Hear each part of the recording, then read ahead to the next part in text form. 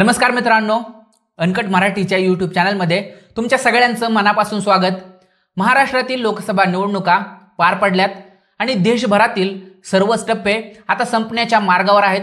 महाराष्ट्राच्या निकालाकडे संपूर्ण देशाचं लक्ष लागलंय आणि त्यातल्या त्यात पश्चिम महाराष्ट्राकडे तर जास्तच लक्ष लागून आहे, कारण पश्चिम महाराष्ट्रात पुणे, सातारा, सांगली, कोल्हापूर आणि सोलापूर असे 5 जिल्हे येतात। या 5 जिल्ह्यात लोकसभेच्या 10 जागा येतात। त्यामुळे सगळ्याच राजकीय पक्षांसाठी पश्चिम महाराष्ट्र खूप महत्त्वाचा असतो। पश्चिम महाराष्ट्रात आतापर्यंत काँग्रेस राष्ट्रवादीचेच वर्चस्व मानले जायचे, पण 2014 नंतर पश्चिम महाराष्ट्रातल्या 10 जागांपैकी सातारा, बारामती आणि शिरूर वगळता आणि पश्चिम महाराष्ट्रामधला सगळ्यात वरचढ असलेला राष्ट्रवादी फुटल्यामुळे भाजप आणि महायुती खूपच प्रबळ झालेला पाहायला मिळाला।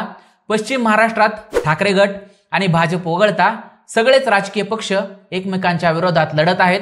राष्ट्रवादी विरुद्ध राष्ट्रवादी, शिवसेना विरुद्ध शिवसेना, काँग्रेस विरुद्ध भाजप, राष्ट्रवादी विरुद्ध भाजप, काँग्रेस विरुद्ध शिवसेना असे सगळेच पक्ष एकमेकांच्या विरोधात आहेत। पण या सगळ्या जागांच्या निकालाकडे सगळ्यांचंच लक्ष लागून आहे। आजच्या व्हिडिओमधून आपण या सगळ्या जागांचा निकाल काय असेल ते पाहणार आहोत, त्यामुळे व्हिडिओ शेवटपर्यंत पहा आणि आपल्या अनकट मराठीच्या यूट्यूब चॅनलला सबस्क्राइब नक्की करा। पश्चिम महाराष्ट्र आणि इथल्या 10 जागा आणि 10 खासदार या 10ही जागांवर सगळ्याच पक्षांनी जबरदस्त ताकद लावली आणि सांगली आणि पुण्याची जागा सोडली तर वंचित बहुजन आघाडी सुद्धा एवढी मजबूत नाही, त्यामुळे बहुतेक जागा या दुरंगी होत आहेत। सोलापूरच्या जागेवर वंचित आघाडी काँग्रेसला धक्का देऊ शकली असती, पण सोलापूरमध्ये वंचितच्या उमेदवाराने माघार घेतल्यामुळे वंचित आघाडी थोडीशी मागे पडलेली दिसली। आता जागांनुसार आपण निकाल कसा असेल ते पाहूया। सातारा जिल्ह्याने आजपर्यंत कधीच भाजपला स्वीकारलेले नाहीये। 1996चा अपवाद वगळता नेहमीच राष्ट्रवादी आणि काँग्रेसचा खासदार येथून निवडून आलाय। 1996ला शिवसेनेचे हिंदूराव नाईक निंबाळकर निवडून आले होते, तर 1999 पासून म्हणजेच राष्ट्रवादीच्या स्थापनेपासून राष्ट्रवादीचाच खासदार येथून निवडून येतोय। राष्ट्रवादी फुटल्यानंतर राष्ट्रवादी जरी अजित पवारांच्या ताब्यात असली तरी सातारा जिल्हा शरद पवारांचा बालेकिल्ला म्हणून ओळखला जातो आणि राष्ट्रवादी फुटल्यामुळे शरद पवारांना प्रचंड सहानुभूती भेटत आहे। 2019 मध्ये छत्रपती उदयनराजे निवडून आले, पण राष्ट्रवादी सोडून भाजपमध्ये गेल्यामुळे पुन्हा निवडणुकीला सामोरे जावे लागले आणि 2019 मध्ये पोटनिवडणुकीत श्रीनिवास पाटलांनी 87,717 मतांनी उदयनराजेंचा पराभव केलेला आणि यावेळी सुद्धा उदयनराजेच भाजपकडून उमेदवार आहेत। त्यांच्या समोर राष्ट्रवादीचे शशिकांत शिंदे यांचे आव्हान आहे आणि मागचा इतिहास पाहता इथून शशिकांत शिंदेच निवडून येतील असा अंदाज आहे। साताऱ्याच्या बाजूलाच सांगली मतदारसंघ आहे आणि सांगलीमध्ये यावेळी खूपच तगडी फाईट होतीये। आजोबा, वडील आणि भाऊ खासदार झाले, पण विशाल पाटलांना 2014 पासून सलग 2 वेळा खासदार होता आले नाही, कारण 2014 मध्ये मोदी लाटेत संजय काका पाटील सांगलीमधून निवडून आले आणि 2019ला पण तेच निवडून आले होते। पण यावेळी त्यांना विशाल पाटलांचे आव्हान तर आहेच, पण महाविकास आघाडीकडून चंद्रहार पाटलांचे आव्हान आहे। खरं सांगायचं तर सांगलीमधून चंद्रहार पाटलांचे आव्हान किरकोळ आहे, त्यांचा पराभव नक्कीच होणार आहे, कारण सांगलीची जागा काँग्रेसची आहे आणि सांगलीमध्ये ठाकरे गटाची काहीच ताकद नसताना कोल्हापूरच्या जागेच्या बदल्यात काँग्रेसला जागा सोडावी लागली आणि विशाल पाटलांना बंड करावे लागले। विशाल पाटील अपक्ष असले तरी वंचित बहुजन आघाडीची ताकद विशाल पाटलांच्या बाजूने आहे।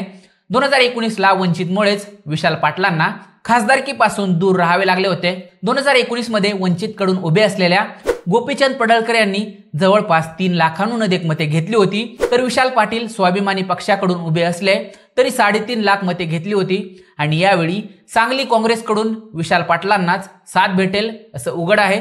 त्यामुळे संजय काकांची हॅट्रिक हुकणार आहे आणि विशाल पाटील खासदार म्हणून निवडून येऊ शकतात। चंद्रहार पाटलांचा पराभव 100% होणार असला तरी त्यांना भेटणाऱ्या मतांवर विशाल पाटील आणि संजय काका पाटील यांचं भविष्य टिकून आहे। सांगलीच्या बाजूलाच कोल्हापूर जिल्हा येतो आणि कोल्हापुरात कोल्हापूर आणि हातकणंगले असे 2 मतदारसंघ येतात आणि दोन्ही मतदारसंघ सध्या शिवसेनेच्या ताब्यात आहेत। कोल्हापुरातून शिवसेनेकडून संजय मंडलिक आणि काँग्रेसकडून शाहू महाराज आमने सामने आहेत आणि कोल्हापूरचं वातावरण पूर्णपणे शाहू महाराजांच्या बाजूने दिसले। उमेदवारी जाहीर झाल्यापासून ते मतदानापर्यंत सगळीकडेच शाहू महाराज आघाडीवर दिसून आले। शिवाय वंचित बहुजन आघाडीने सुद्धा शाहू महाराजांना पाठिंबा दिलाय आणि संजय मंडलिक यांच्या विरोधात संतापाचीही लाट दिसली, त्यामुळे कोल्हापुरात शाहू महाराजच निवडून येतील असा अंदाज आहे। तर हातकणंगले मतदारसंघात चौरंगी लढत होतीये, कारण शिवसेनेचे दोन्ही गट, वंचित बहुजन आघाडी आणि स्वाभिमानी पक्षाकडून राजू शेट्टी असे 4 पक्ष आमने सामने आहेत। त्यामुळे मतविभाजनाचा तोटा कोणाला होतो ते बघणं महत्त्वाचं असेल। ठाकरे गटाकडून सत्यजित पाटील सरोडकर, तर शिंदे गटाकडून पुन्हा एकदा धैर्यशील माने आणि राजू शेट्टी यांच्यात खरी लढाई असली तरी वंचितचा उमेदवार चांगली मते घेताना दिसतो आणि दोन्ही शिवसेनेत होत असलेल्या लढाईचा फायदा राजू शेट्टींना होताना दिसतो। त्यामुळे राजू शेट्टीच जिंकतील असा अंदाज आहे। पश्चिम महाराष्ट्रात सगळ्यात जास्त जागा या पुणे जिल्ह्यात आहेत। पुणे, शिरूर, मावळ आणि सगळ्यात महत्त्वाचा आणि जबरदस्त फाईट झालेला बारामती मतदारसंघ। पुणे जिल्ह्यात सध्याच्या घडीला महाविकास आघाडीचे 2 आणि महायुतीचे 2 खासदार आहेत, पण यंदाच्या निवडणुकीत सुद्धा हाच आकडा रिपीट होऊ शकतो, कारण पुणे लोकसभा मतदारसंघातून मुरलीधर मोहोळ निवडून येऊ शकतात। जरी रवींद्र धंगेकर यांनी खूप टफ फाईट दिली असली तरी भाजपच्या स्ट्रॉंग बेसला धक्का लावू शकतील एवढी जादू ते करू शकले नाहीत। शिवाय वसंत मोरे हे वंचित बहुजन आघाडीकडून आहेत आणि ते काँग्रेसचा मतदारच आपल्या बाजूने वळवणार आहेत। आणि खरं तर पुणे हा भाजपचा बालेकिल्ला नसला तरी भाजपने पुण्याला आपला एक खूप मोठा स्ट्रॉंग बेस बनवला आहे, त्यामुळे मुरलीधर मोहोळच निवडून येतील अशी शक्यता आहे।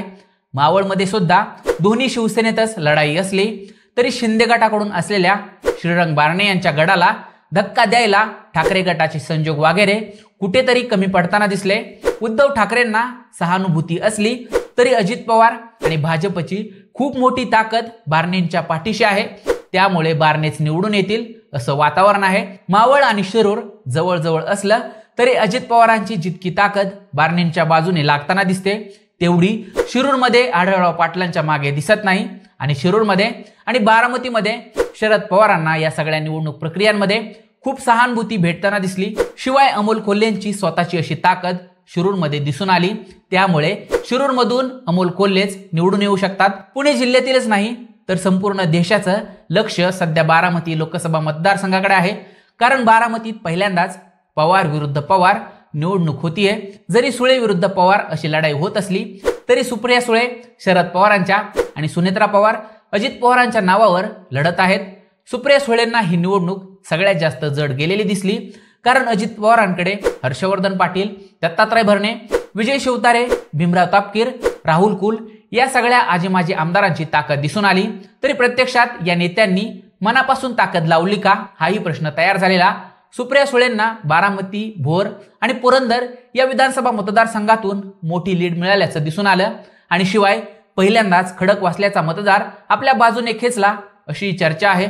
अजित पवारांची ताकद फक्त दौंड आणि इंदापूरमध्ये दिसली आणि गंमत म्हणजे संपूर्ण बारामती मतदारसंघात भाजपनेच अजित पवारांचा घात केला आणि मतदानात म्हणावी तशी मदत केली नाही अशी चर्चा आहे। खडकवासल्यातून मदत अपेक्षित होती पण अजित पवारांना मदत भेटली नाही। शिवाय दौंडमधून सुद्धा 50-50 झालेली दिसून आली आणि पुरंदरमधून विजय शिवतारेंमुळे अजूनच तोटा अजित पवारांना सहन करावा लागला, त्यामुळे अजित पवार फक्त इंदापुरातून लीड घेताना दिसून आले आणि सुप्रिया सुळे एका मोठ्या मताधिक्याने निवडून येऊ शकतात। आता राहतो सोलापूर जिल्हा।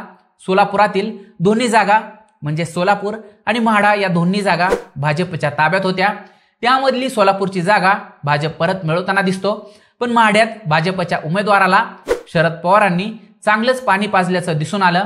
सोलापूरची जागा भाजप जिंकू शकतं, कारण भाजपने सोलापूरमध्ये हिंदुत्वाचा एक गड केलेला दिसून आला। राम सातपुते उमेदवार म्हणून कमी पडत असले तरी भाजपच्या हिंदुत्वाच्या अजेंड्यापुढे प्रणिती शिंदे कुठेतरी कमी पडताना दिसल्या। श्रीराम विरुद्ध पांडुरंग करण्याचा प्रयत्नही झाला, पण भाजप सोलापुरात मजबूतीने निवडणुकीला सामोरा गेला।